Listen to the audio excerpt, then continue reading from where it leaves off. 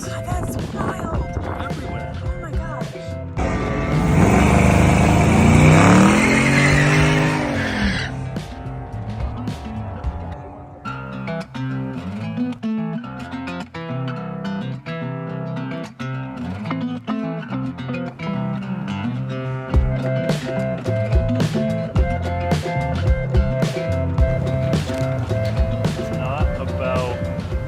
It's not fast. It's the slowest car I own. This is Heidi with America's Meanest Cars, and today I have Josh with It's Grind Coffee.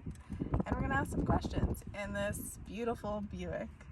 Yeah, 1985 Buick LeSabre. The most comfortable seats ever made. You know, I wasn't sure until I sat in them, and they're as comfortable as they look. The blue velvety is pretty awesome. Yeah, it makes you want to take off your pants. Makes you... I don't know about that part. It but doesn't. It doesn't. It makes my insides feel like warm butter. It definitely makes it feel like cozy and comfortable, and Yeah. that's pretty awesome. I've been driving this all over the country. I'm like 5,000 miles into this trip, and it's like driving around in my living room. I mean, that's a really good way to It really put is. Yeah, This feels yeah. like grandma's Like a- couch. Yes, exactly. You're sitting in like her living room eating some like pie or something. We should have gotten pie. That would have been pretty good. Yeah, it's not too late. That's true. But where did this really start with this car? Because you said that before you had a van. How did this come into? Okay. We're going into that right now. Okay, so I started this trip. So this trip is for my new company, Grind Coffee Co. I'm making a lap around America, visiting all my friends and business partners, and making deals on coffee, essentially. Figuring out how we can all help each other achieve our goals. And I started looking at potentially just flying to all these different places. That And I would was be like, fun. oh my God. And there's so many people I need to see, and they're all like 3 hours apart. And so I was like, I'm gonna drive. But instead of just driving, I bought a 79 Volkswagen Westfalia, pop top, like the old hippie bus. Super cool, like it had bunk beds and a fridge and a stove. Oh, so it was almost going to be perfect. Yeah, almost gonna be perfect. It was really cool. I really liked that thing. And the problem was it was a 1979 Volkswagen. And it took me a week to make it 400 miles, and it took 2 engines, and I was just over it. It fought me every step of the way. So I sold it right then and there, and went back, got my beautiful Buick, and I've been cranking miles out ever since. Now, does this car have a name? No, it doesn't. I've tried to give it a name sometimes, and like it never sticks. Like people call it Karen because like that was the name of the Cougar in Talladega Nights. Smokey, but because Smokey Unix paint job. But nah, it's never stuck. It's just a Buick, and like I was saying earlier, it's not fast. This is the slowest car I own. In fact, last week I got beat by a smart car, and I don't know if he was racing. Oh, that's kind of sad. Yeah, So what would your fastest car that you own be? I would say it was probably the Hilux. That's a little bit blown up right now, but otherwise, I mean, Is that it was the fastest car? clever. Yeah, it was on the fastest car on Netflix. But yeah, that was, I don't know what it ran in a quarter, but it put 850 wheel, so, and it was like 2,700 pounds. So really dial it in, you could be bottom of the nines. Would that be your favorite out of all of them, or is that the one that has some of the most history? Definitely the most history, for sure. So that But truck, not necessarily favorite? they're like children. You can't pick favorites. You can. You kind of can, though. You can. Okay, I don't have kids. I don't have a favorite kids either. I think it's of the day. On the day, like you have a kid that you might like a little bit more, that they are driving a little bit more, does not mean I have a favorite kid, because I definitely don't. Every kid is better at something than the other kid, so they all have their uses. Okay. I definitely have the most emotional attachment to that old Hilux. Okay.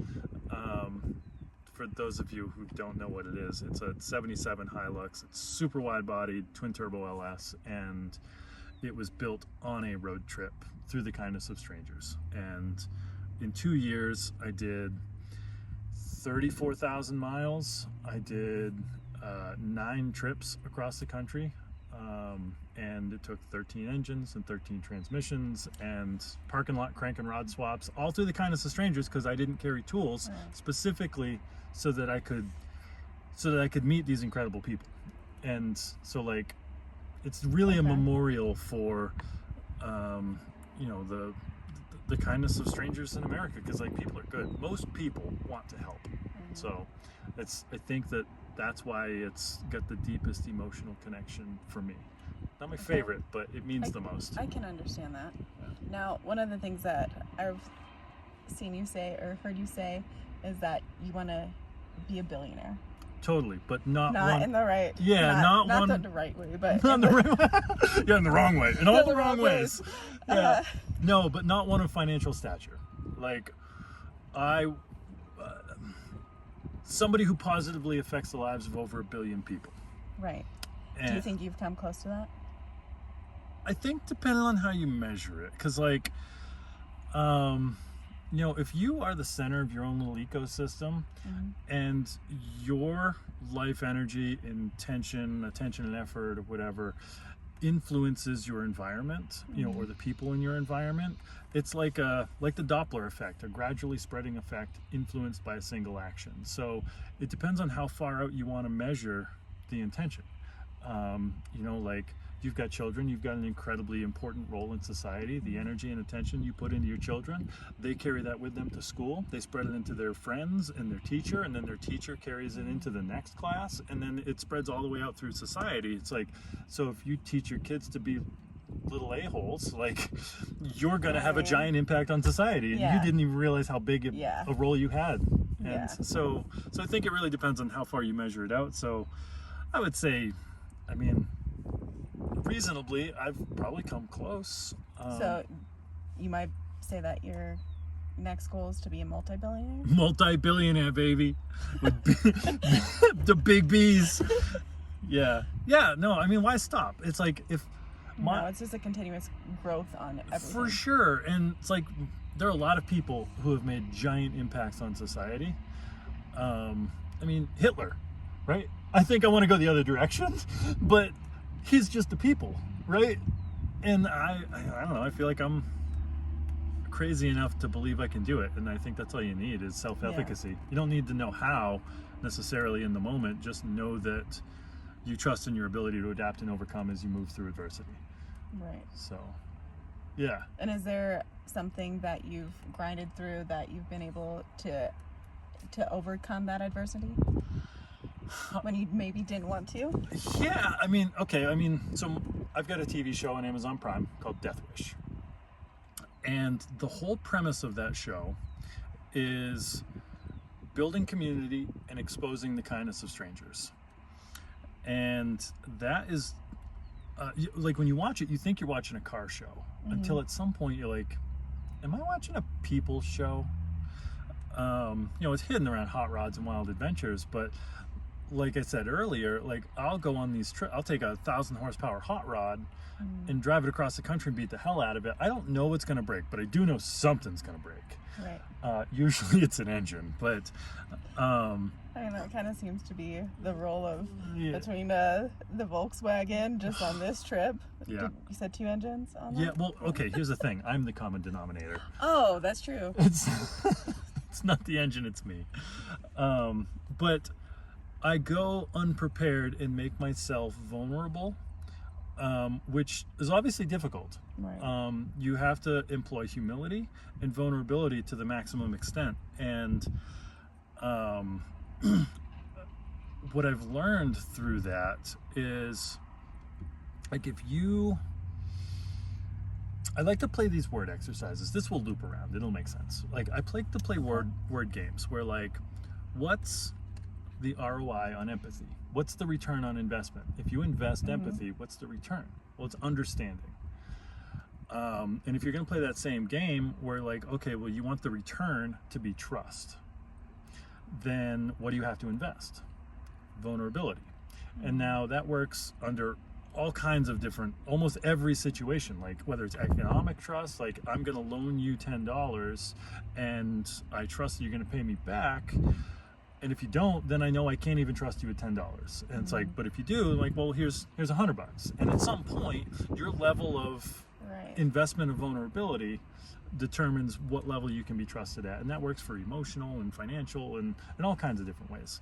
So going out unprepared, intentionally unprepared, making myself incredibly vulnerable to the environment, to society and culture. What I have learned through that is that I don't necessarily know how it always works, but the fact is I've never not made it yet. It always works, and it could be because like it's gonna work because I'm gonna make it work, but ultimately I don't do it alone. You can't build anything greater than yourself by yourself.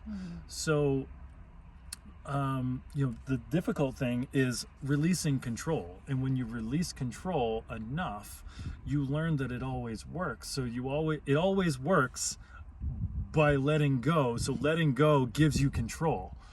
So it's like this weird feedback loop. And, that was a difficult thing to learn. And, I kind of, initially I had to do it because I didn't have a choice. Right. Like I was actually up shit creek. Yeah. And had to lean on community, and it worked, and it works every time. It's scary, yeah, absolutely, and it's really hard, but getting through that, I think that there's a bigger message in all of that is that if you're gonna accomplish something greater than yourself, you can't do it by yourself. And so release some control and put some of that in the hands of others. And in that, now you have the opportunity to do something great. Do you ever at least have some tools, or you go bare minimum, nothing? Sometimes I have tools, but when I take tools, it's my secret rule is I'm only allowed to carry whatever tools I can carry in one hand. Secret rule? It's secret. Well, it's not secret anymore. So like, guess everybody knows. If you can fit it in your hand, you can bring it. Yeah. Okay. And but it's like a bag? No. Okay, just like legit. In my hand, whatever my bunky paws can hold. Okay, both hands or just one? One hand. Okay. Yeah, so it's like vice grips and a hammer and a screwdriver and some zip ties. Does fuel count in that, or have you ever had a need for additional fuel? Like no, fuel tanks? No, I totally run out of gas all the time because all my shit's junk and and the fuel gauges never work, and I'm always guesstimating mileage because I don't have an odometer. I usually don't have any gauges. This car is very plush. Oh, so everything you're works. fancy? I'm bougie now. Oh man. Yeah. This Buick's got it all. We just need to find her a name. Yeah. That's bothering me that it doesn't have a name. It honestly bothers me a little bit too, but it kind of has to. I think it has to have like the grandma's living room feel. It does. Yeah, I don't know though, because from the outside it's but like when you're on the inside, that's all that matters. You don't see the outside. That's so deep. That's I wasn't intentional. Not this time. But like, I think she's got a grandma soul. Yeah, and I would agree with that, because I was coming through the Mojave Desert and I was working the hell out of this car. I'm doing 85, 90 miles an hour up giant grades. It's 115 degrees out and it's overheating, and I'm like, and I had a long, hard day of driving in this, and I finally got to the stop, and I fought with it quite a bit. I pulled over and I cooled off, and I had to retop the radiator, and there was a bunch of fighting to do, and I was explaining my arduous journey to my friend when I finally arrived at his place, and he put it perfectly. He's like, well, I mean, ultimately there's nothing wrong with the car. It's just an old lady. Like, the car's perfect. She's just an old lady. I mean, you could just call her the old lady. I could. I don't think that totally fits so either. I don't think it either, because the outside looks like, grandpa that used to go drag racing, and this is his bitchin' daily. He slicks his hair back and he's smoking his cigarettes, and it's got the duck on front. Yeah, totally. Yeah, the whole car's got attitude. It's not about being fast. It's about being comfortable and bitchin', and it does that she great. Needs a sassy grandma name. Sassy grandma. Love it. I'd just name it Sassy. That's not a bad name. Sassy, that could work. But it doesn't have a grim feel, it just has a sassiness to it. And then, how awesome is that? It's all like sassy and then it's slow. All attitude, no go. A lot. That might work. Oh man, that's awesome. Of all these adventures and all those other things that you've done, is there something that really started it, or that really was that push for it? Or did it just kind of happen organically and naturally? I would say that, like anybody, every decision I made in life got me to where I'm at. So it's a culmination of, milestones and stepping stones that got me here. But there are a few key milestones, I guess you could mention, right? And one of them was, how like growing up, and even probably still today as adults, friends will say, oh, this summer we're gonna get a van and we're gonna drive around the country. And this summer isn't ever actually a date, and then it comes and passes and you never do it. And then you're bummed, and you're like, oh, well, next summer we'll do it. And then the dream dies, and you never actually get to tour the country with your friend in a cool van because you got kids, you got a house, you adopted all these responsibilities, and now you can't. Well, my good friend Doug and I built a school bus, like a schoolie. Built it as a tour bus for his motorcycle stunt team, and a super nice interior, like 16 grand worth of materials on the interior of the bus. And we both quit our jobs, and we had enough money to make it to California from Pennsylvania, and we're like, we're going, let's go, let's do it. And one of the ways that we were able to sort of accomplish this is we did this little docu-series, which unfortunately never got produced or published, but I still have all the raw content, so maybe someday I will. We did a docu-series featuring artisans and craftsmen of dying trades. And there was a few little strategies with that. It was, one, it's something that both of us were pretty passionate about, but two, it's like that's a tight-knit community of very passionate people. So the artisans and craftsmen, specifically of more or less dying trades, they're only doing that because they're really passionate about it. So when I say, hey, I really care about what you do, which I do, and I'd like to do a feature on that, they welcome you with open arms. So I jumped on a few Facebook groups. This was, I don't know, 10 years ago probably. Jumped on a few Facebook groups, and I said, hey, we're doing this, we're driving around the country, we're filming a docu-series, and would you like to be a part of it? And then I ended up with a giant, call book of all these names and locations, and I called every one of them, and I said, hey, we're doing this, but also we're very talented humans, and we work hard, and we're hoping that you have like a day's work that you can pay us to do. And a decent percentage of the people said yes. A lot of the people said no. So we crossed those people off the list, and then we had a good list of people who said yes, I'd love for you to feature me, and I'll give you a day's pay for a day's labor. And that sort of made us some money so we could get across the country and some fuel. And in that, we let our destination choose our route. And so we didn't just get on I-40 and drive from coast to coast and say we drove across the country. It's like, because you didn't see anything. And going to these destinations and spending time and getting to know these people and their story, it allowed us to immerse ourselves in local culture. And it was on that trip that I realized that if you look at the world through the eyes of the media, it's a dangerous, scary place. But if you get out there and experience it on a person-to-person level, it's full of just love and kindness and people who genuinely want to help. Most people are good people. And that was my awakening to that. We all want to believe it, but I felt it. And so that was very eye-opening. And then the next milestone would be when I drove that 77 Toyota Hilux on the road trip. That was before I had a show. I was just, at that point, I had faith in humanity because I've already experienced it. So I was like, whatever happens, happens. I'll figure it out. I've got a high level of self-efficacy and faith in humanity. And I leaned into that discomfort and was able to persevere through that.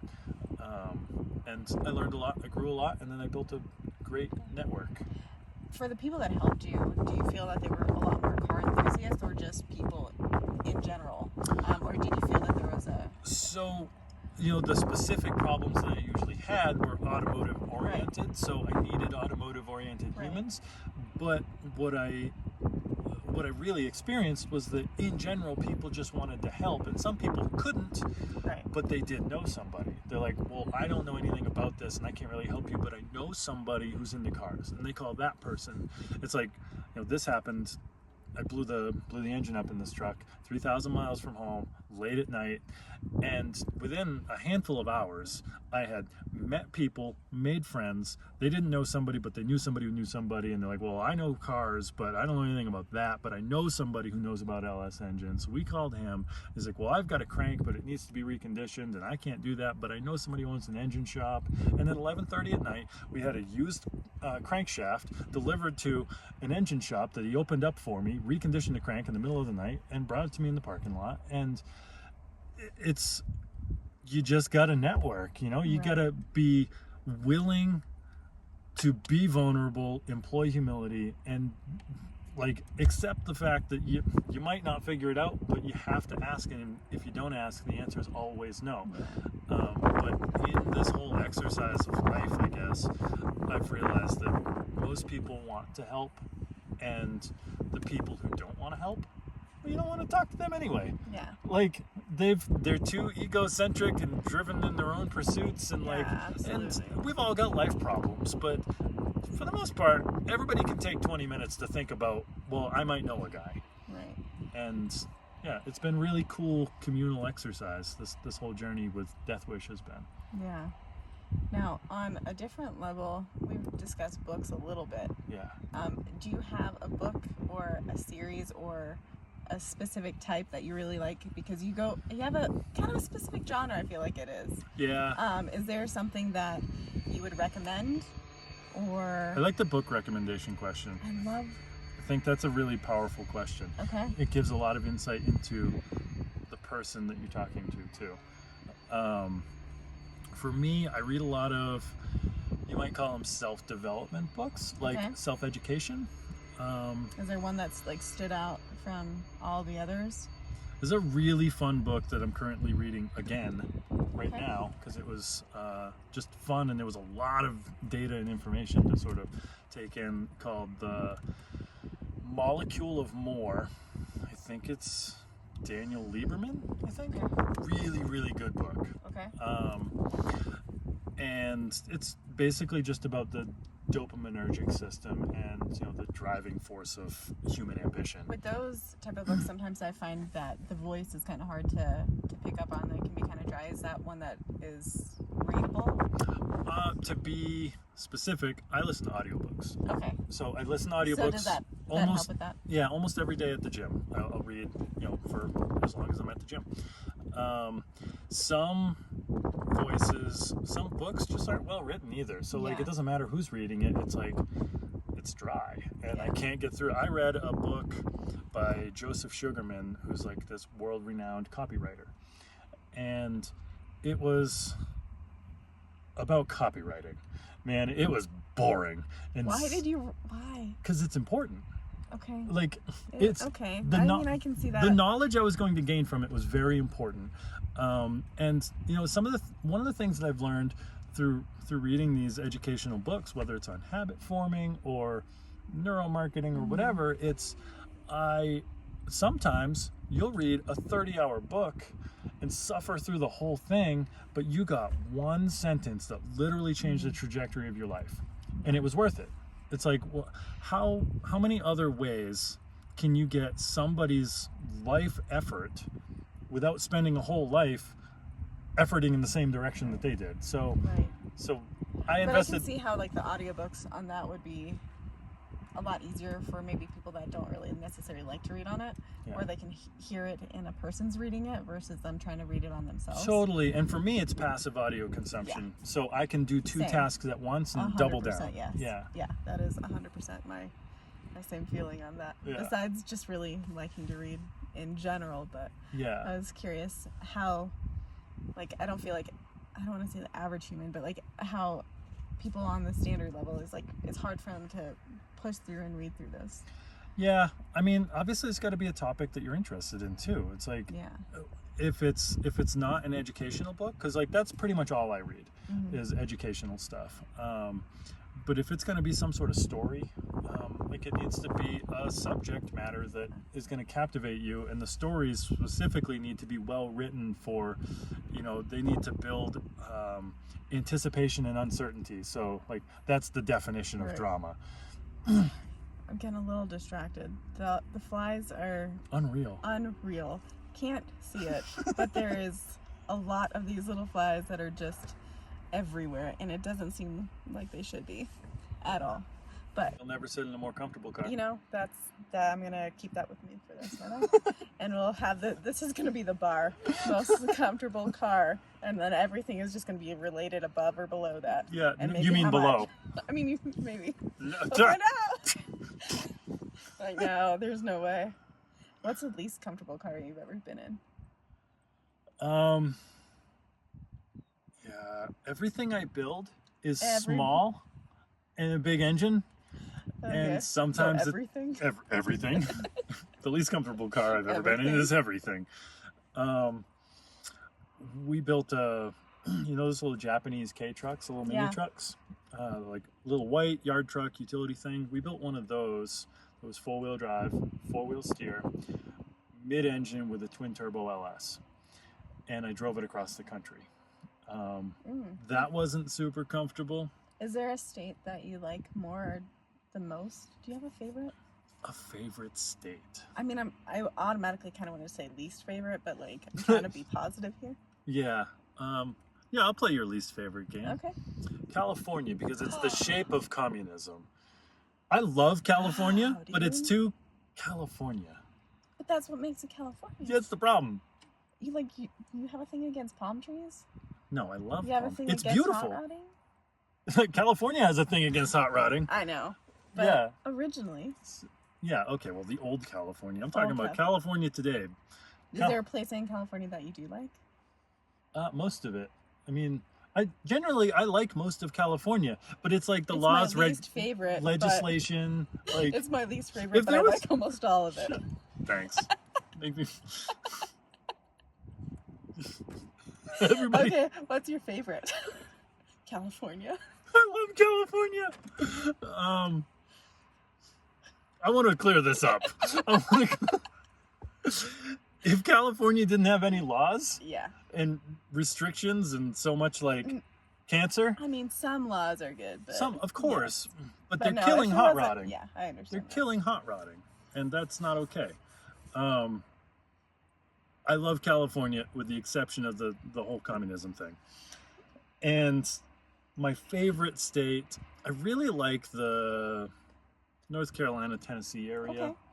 It's just a all year long, very nice climate. Okay. I mean, sometimes it's hot and humid, but it doesn't snow a bunch. They're not covering the roads in salt. Okay. It's I can kind of understand that, but like, I still think I think Colorado's pretty awesome. So were you just digging for a Colorado compliment? yeah. Yeah. It was Colorado's my second kind- favorite. Yeah, that's a lie. Guarantee that. But then again, he said that California was his least favorite and kind of his favorite. Yeah. Yeah, I don't know anything. I'm as fickle as they come, I guess. No, that's awesome. What is your fortune up there? What's it say? My fortune, I just got that fortune the other day at Panda Okay. Express, and it says, before you know it, you'll be sitting on top of the world. Pretty dang good. Yeah. And their fortune cookies, I think, are the best out of most fortune cookies. Yeah, they all come true. Yeah. And they taste good. Yeah. I'm not a big fortune cookie, but I like pandas. So, Yeah. but I think I have one final question, which I kind of think I know the answer. Okay. I feel like I'm being set up. No, you're not, because you kind of answered it, but I don't know if that's a real answer. Okay. Okay? What is your favorite part about this car that we're currently in, this Buick? The attitude. That's not what I thought you were going to say. Yeah, it's the attitude for sure. I mean, like Sass, this. the seats. I mean, the seats are great. It's the whole package. Okay. It's not actual. So, I've decided that I'm going to send this car off to the Roadster shop, Okay. and I'm going to do everything. Okay. But it's still going to be the same car. I still want these velour I was gonna say seats. the seats stay, right? Yeah, they get Okay. even more comfortable if possible. Maybe I get some massagers in there. But so the seats will stay the same. This is a vinyl wrap, and it's starting to deteriorate, so that needs to be paint. Yeah. I lowered it a little bit, 2 inches, some 17s instead of 15s. Fuel injected big block. Just some like OE plus stuff, like a little fin on the back of the trunk lid, maybe a small splitter, nothing extreme, and just nice. Keep the same attitude, which is the whole point. Okay. You know, it's got a. I don't know if got it's a vibe. Yeah, it's got a whole vibe. You can tell from across the parking lot that guy's bitching. That's exactly it. That's what you were thinking. That's exactly what I thought. You As walked it outside, saw rolled this car, and you're slowly like, going by. dang, who's that? Yeah. No, I just like it's the whole package. It doesn't need to be fast. It just is. And I think that there's something to be learned in that and applied to every day in life. It just is. Cool. Well, thanks for being on. I'm really happy to be I here. appreciate all of your insight, and it's been really fun getting to know you just a little bit more. Cool. So, and that is all for this episode. It was great being with him, and I'm so excited to see what else we're into today. So, bye!